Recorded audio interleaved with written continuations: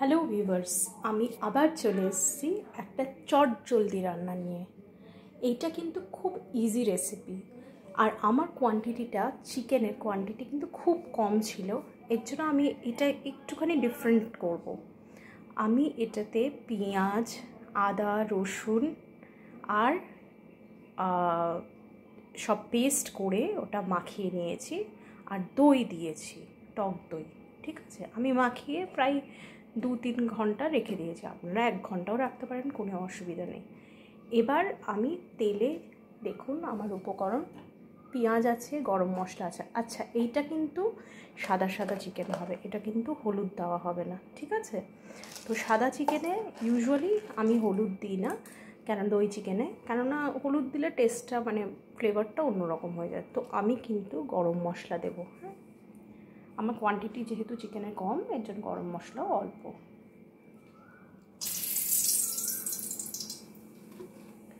এবার একটা শুকনো লঙ্কা দিতে হবে।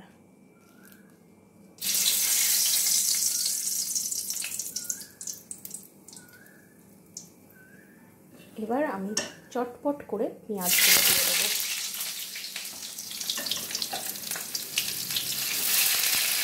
আমি অল্পই পেঁয়াজ দিচ্ছি ভাজার সময়, কেননা আমি অলরেডি কিন্তু পেঁয়াজ বাটা দিয়েছি। তো এটাকে একটু নাড়িয়ে চাড়িয়ে নিতে হবে। ফ্লেমটা একটুখানি জোরে করে দিই। এটা একটু বাদামি কালার হবে।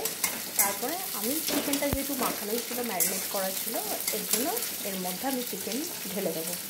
আপনারা স্বাদ মতন নুনটা দিয়ে দেবেন পেঁয়াজের সঙ্গে।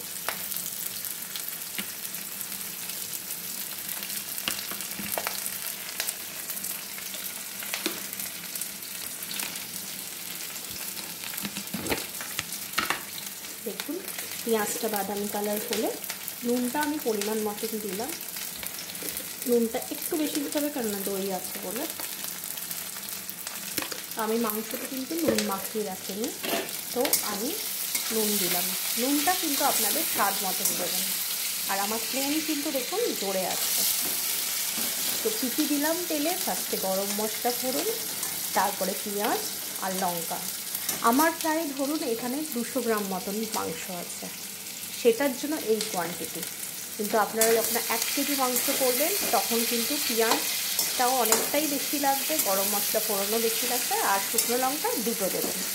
অ্যান্ড অবভিয়াসলি এখানে যে মশলাগুলো মাখাচ্ছেন প্লাস দই, এটাকেও কিন্তু কোয়ান্টিটি তাহলে বাড়াতে হবে। আমি এবার চিকেনগুলো দিয়ে দিলাম।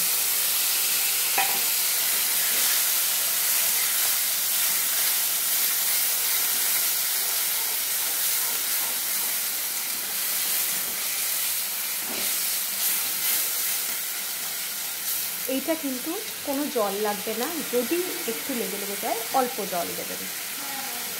আর আমি একটু জিরের গুঁড়ো দেবো এর মধ্যে, আর ধনের গুঁড়ো দেবো একটু।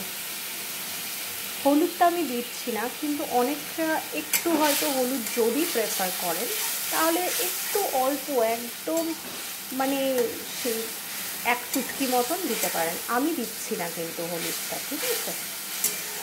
এবার কিছুই না, এটা ঢেকে রাখুন, আমি ফাইনাল রেজাল্ট আপনাদের দেখাবো।